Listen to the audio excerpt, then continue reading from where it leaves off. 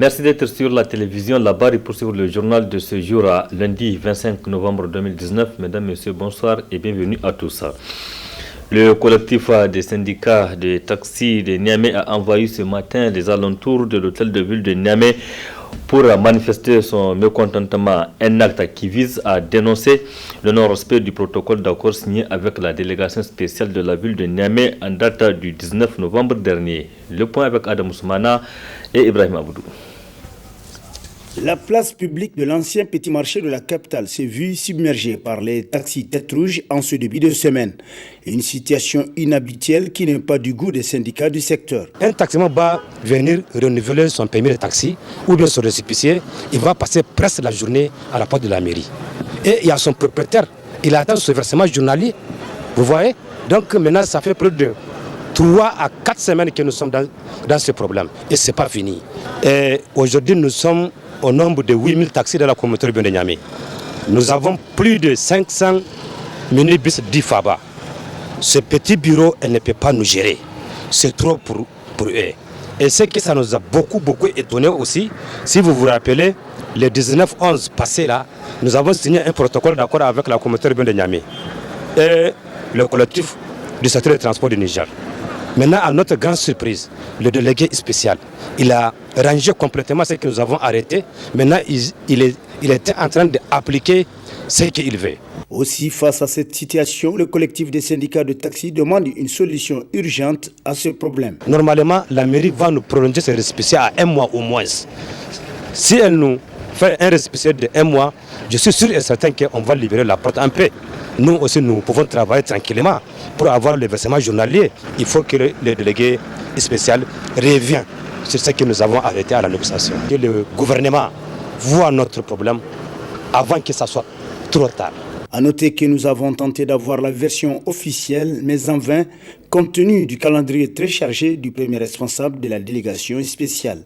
Espérons quand même que cette situation entravant les activités des conducteurs de taxi puisse être solutionnée dans les jours à venir.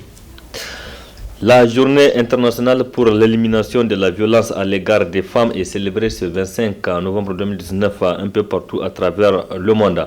Une journée qui marque ainsi le début de 16 jours d'activisme pour mettre fin à la violence faite aux femmes. Dans le monde, elles sont plusieurs femmes qui sont victimes de violences. Suivez. Oranger le monde. La génération égalité s'oppose au viol, c'est le thème de l'édition 2019 de la Journée internationale pour l'élimination de la violence à l'égard des femmes. Aujourd'hui, la violence à l'égard des femmes et des filles constitue l'une des violations des droits humains les plus répandues, les plus persistantes et les plus dévastatrices dans le monde. Les violences faites aux femmes sont de plusieurs ordres, à savoir la violence d'un partenaire intime, la violence sexuelle et le harcèlement, le trafic d'êtres humains, la mutation génitale féminine, le mariage précoce, entre autres. Ainsi, les conséquences de la violence à l'égard des femmes sur le plan psychologique, sexuel et génétique affectent les femmes à tous les stades de leur vie. La déclaration sur l'élimination de la violence à l'égard des femmes adoptée par l'Assemblée générale des Nations unies en 1993 définit la violence à l'égard des femmes comme tout acte de violence dirigé contre le sexe féminin et causant ou pouvant causer aux femmes un préjudice ou des souffrances physiques, sexuelles ou psychologiques. Les chiffres sur cette pratique néfaste parlent d'eux-mêmes à travers le monde. Ainsi, 71% de toutes les victimes de la traite des êtres humains dans le monde sont des femmes et des filles. 3/4 d'entre elles sont exploitées sexuellement et une femme sur 3 dans le monde a subi des violences à un moment donné de sa vie, le plus souvent de la part d'un partenaire intime. Au Niger, cette journée est célébrée à un moment où certaines femmes et filles de certaines localités des régions de Tillabéri et Difa, déstabilisées par les attaques terroristes, subissent des actes de violence.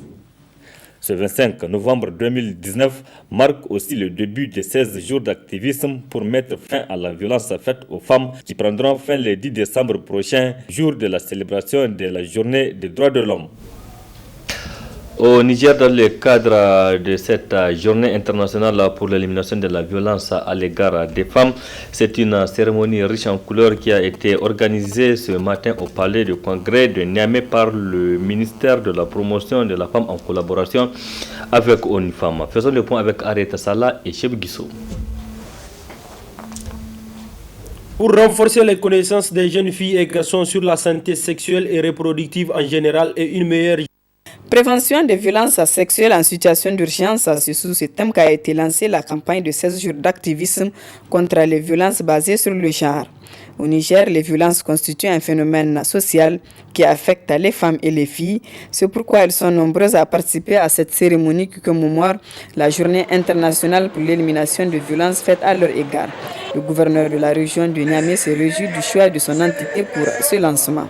Pour le représentant du système des Nations Unies, la célébration internationale pour l'élimination de la violence faite aux femmes marque le premier jour de la campagne de 16 jours d'activisme. Cette journée représente le premier jour des campagnes de 16 jours d'activisme. Et durant ces 16 jours, des actions de plaidoyer, de sensibilisation seront menées par les différents acteurs pour lutter contre les violences faites aux femmes et aux filles. La violence à l'égard des femmes est la forme de discrimination la plus extrême. Les différentes données disponibles montrent la suffisance l'ampleur de la situation ici comme ailleurs, car dans la réalité, il n'y a presque aucune société égalitaire dans le monde.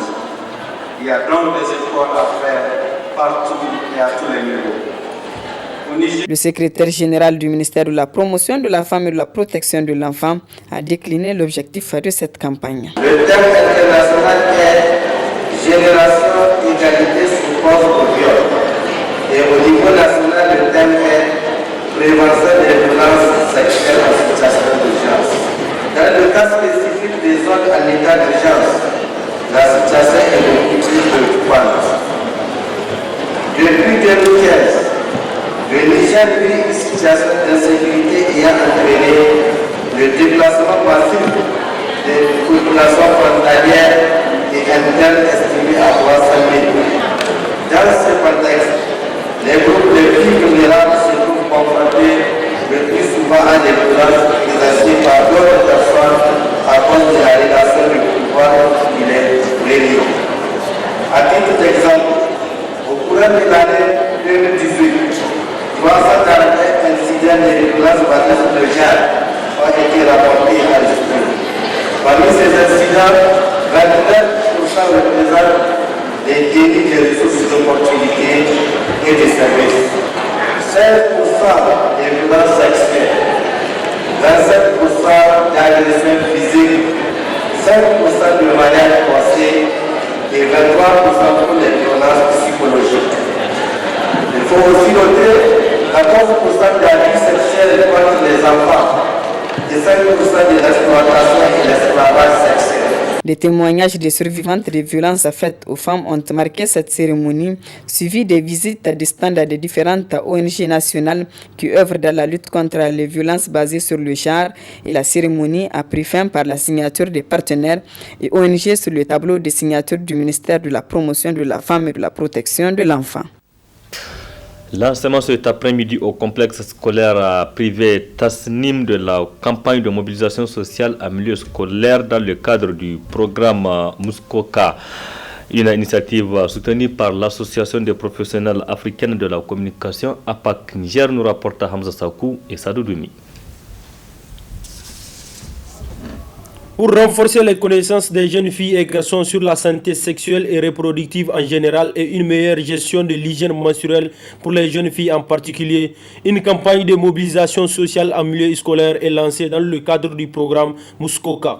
Cette activité se tient dans les établissements scolaires de Niamey pendant le mois de novembre, plus précisément pendant les 16 jours d'activisme contre les violences basées sur le genre. Elle consiste à échanger avec les jeunes sur les violences basées sur le genre en vue d'introduire les débats et permettre aux scolaires de mieux comprendre. Aujourd'hui, nous sommes à l'école Tasnim Academy. Les jours suivants, nous serons dans d'autres établissements scolaires pour continuer la sensibilisation des jeunes sur la santé sexuelle reproductive et l'hygiène menstruelle. La campagne qui nous rassemble donc vise à renforcer vos connaissances, mes chères jeunes filles, mes chers jeunes garçons, sur votre santé sexuelle et reproductive en général et une meilleure gestion de l'hygiène menstruelle, filles en particulier, qui a longtemps été perçue comme un tabou dans notre société. Dans son discours de bienvenue, Kelesi Mamadou n'a pas manqué de préciser l'importance de cette activité dans son établissement. La cérémonie qui nous réunit ce soir a tout son sens dans un établissement scolaire composé de plus de 65% de jeunes filles dont l'âge varie entre 12 et 22 ans.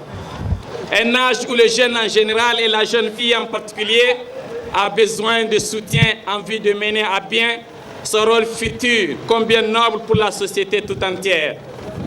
APAC Niger, en mettant en œuvre le projet de renforcement des capacités communautaires sur les interrelations entre les violences faites aux femmes et la santé de la reproduction du programme MISCOCA financé par ONU Femmes, tombe à point nommé. Abondant dans le même sens, le Conseil national de la jeunesse a fait cas de l'intérêt qu'il accorde à la jeune fille. En effet, au Conseil national de la jeunesse, nous faisons des questions des femmes une de nos grandes importances, notamment les leaderships féminins, les droits des femmes, leur plein épanouissement avec en particulier la santé sexuelle et reproductive et surtout l'hygiène menstruelle. Il y a un lien évident entre la santé reproductive, les droits humains et le développement, car si les besoins en matière de santé sexuelle et reproductive ne sont pas satisfaits, les personnes ne se retrouvent pas relativement à leur propre corps et à leur propre avenir, une situation qui a des répercussions majeures sur le bien-être de leur famille et de leurs futures générations. Enfin, le complexe scolaire privé Tasnim lance un appel à l'ONU Femmes et à toutes les ONG et associations de venir en aide aux jeunes filles en milieu scolaire. Autre aspect de cette édition, le syndicat national des agents du commissariat à l'organisation du Hajj et de la Umrah Koho a tenu sa toute première rencontre. Objectif à parler des conditions de travail des agents de cette structure dans le souci de bien mener sa mission qu'est l'organisation du Hajj. Précision dans cet élément. Autour du fameux méchoui, bol de thé ou café à la main, l'ambiance est plutôt conviviale à cette première journée de réflexion du syndicat national des agents du Koho. Pourtant, cette journée ne découle pas de la plaisance, mais bien d'un constat amer. Il faut déplorer le fait que depuis sa création, les agents du Koho n'ont joué que dans la plupart des cas des rôles secondaires voire marginaux dans l'organisation du Hajj. Et ces rôles ne sont pas toujours des rôles en adéquation avec leur mission officielle, ce qui naturellement entraîne dans beaucoup de cas des prestations de services pas à la hauteur des attentes. La non-implication des agents et experts techniques du Koho dans la prise de certaines décisions, en particulier leur mise à l'écart du comité de pilotage. Après cette année d'expérience accumulée par le commissariat à l'organisation du Hajj et de la Umrah, le SINAKOHO estime que l'heure a sonné pour changer les pratiques et tendre vers le meilleur. La journée d'aujourd'hui doit être l'amorce d'un nouveau départ pour les agents, en ce sens qu'elle doit consacrer une prise de conscience généralisée de tous les personnels par rapport à son rôle et à sa responsabilité dans ce qui se passe dans l'organisation et la gestion du Hajj au Niger. Pour prendre en compte toutes vos préoccupations, nous vous proposons de réfléchir autour de 3 grands thèmes qui sont la cohésion, la communication et la place du Koho dans un Hajj en perpétuelle mutation. Les agents et syndicalistes du Koho peuvent se rassurer, le commissaire partage avec eux les mêmes préoccupations. Donc franchement parlant, l'union là que vous voulez, c'est celle que j'avais voulu, parce qu'on ne peut pas aller en guerre seul. Il faut toujours aller unis ensemble et avoir la même idée, les mêmes objectifs et les mêmes causes pour une seule finalité. Je suis vraiment ravi de vous voir donc aujourd'hui, ou de nous voir tous ensemble aujourd'hui, pour défendre une cause commune. Et notre cause commune, c'est quoi? C'est notre survie. Nous lançons un appel aux décideurs et à tous les acteurs du Hajj, services techniques de l'État, agences de pèlerinage, transporteurs et autres prestataires, à consacrer un sursaut salvateur pour redonner au Hajj ses lettres de noblesse et sa place qu'il doit occuper dans notre pays à 98% musulmans. Le Sinakoho, 7 mois après sa création, pose les jalons et c'est peut-être un bon départ pour de meilleures conditions professionnelles et existentielles pour les agents du Koho. Toutes choses permettant d'améliorer la qualité du travail au grand bénéfice des pèlerins nigériens en particulier et des musulmans en général. Direction Tillabéri pour parler de cette opération de salubrité hier dimanche. Elle est organisée par les femmes de la région des Anders qui ont fait le déplacement pour apporter leur soutien aux organisateurs de la fête tournante édition 2019 Tillabéri Tchandalo. Reportage Assama Ousseidou.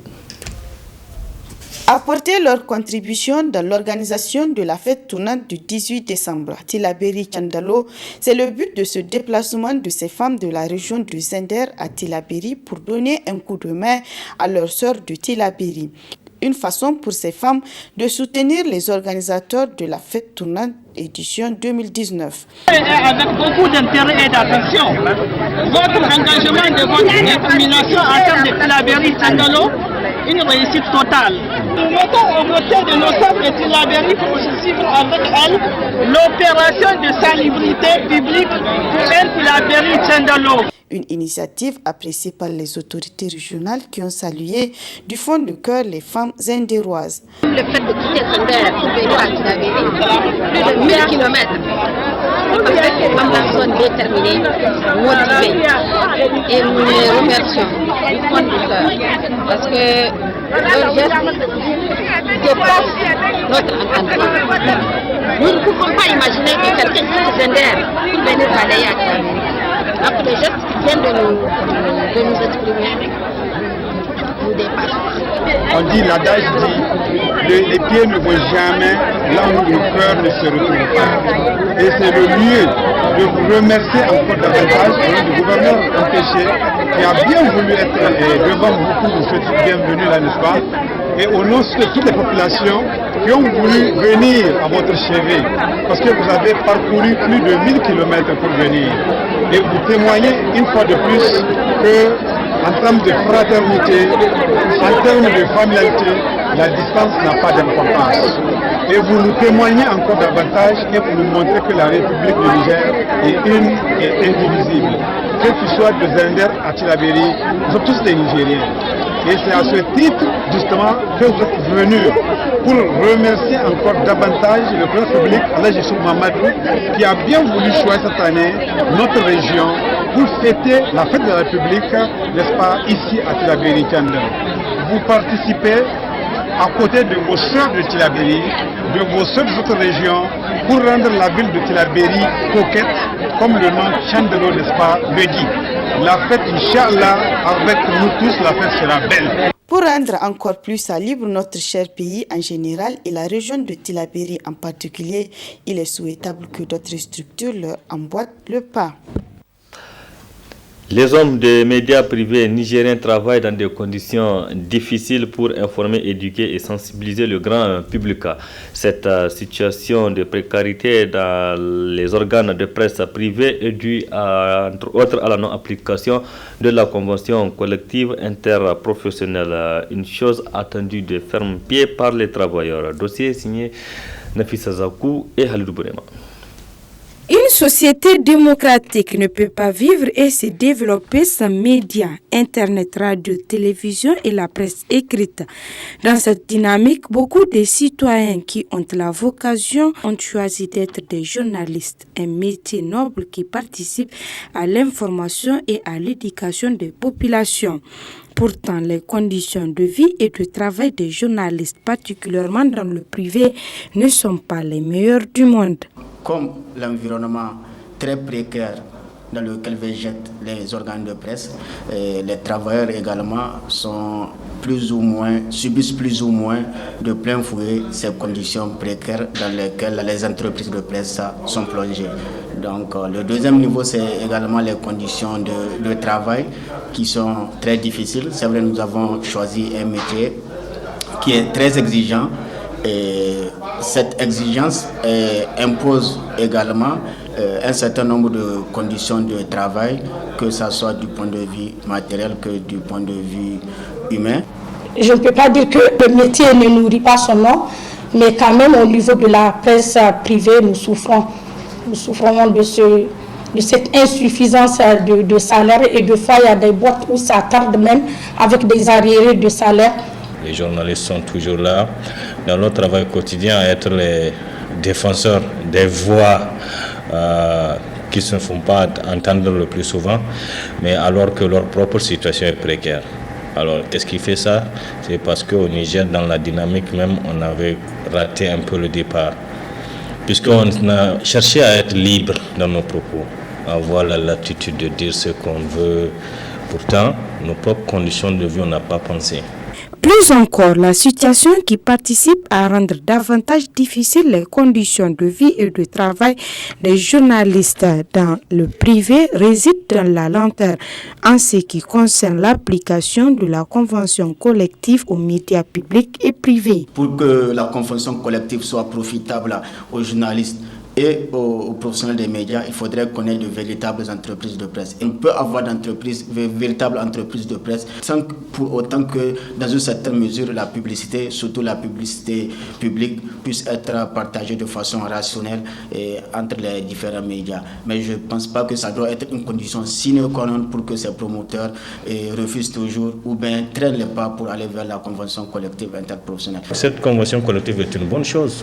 C'est souhaité, c'est le rêve de tout ce qu'il y a comme professionnels et acteurs des médias. Mais ça suppose des conditions. Parce que personne ne va apposer sa signature sans qu'il y ait des conditions. Parce qu'il faut que des entreprises aussi soient véritablement des vraies entreprises. Et au Niger, tout ça, on avait raté le coche dès le départ. On aurait dû commencer par asseoir de véritables entreprises de presse. Après, passer à des étapes par rapport à la sécurisation des employés à travers une convention collective interprofessionnelle. Maintenant, on peut passer à l'étape suivante. Nous sommes dans la précarité et de l'autre côté, la convention collective tarde à être appliquée. Disons, le problème, il est où? Actuellement, la convention collective se trouve au niveau du ministère de la Communication. Le ministre qui est là, Sal Habi, a dit qu'il fera tout pour qu'elle soit appliquée. Et jusque-là, rien n'est fait. Donc le seul recours qui reste maintenant, c'est le président de la République, Issoufou Mahamadou, lui qui, dans un de ses messages, a dit qu'il a besoin d'une presse responsable. Alors c'est à lui maintenant de jouer son rôle de chef et d'imposer la convention collective. En définitive, les choses sont claires. L'amélioration des conditions de vie et de travail, particulièrement dans le privé, passe nécessairement par l'instauration de la convention collective qui viendra mettre de l'ordre à tous les niveaux. Merci Nefissa Zaoukou. Point final de cette édition. Merci à vous de l'avoir suivi. Restez en compagnie du programme de la télévision Labari.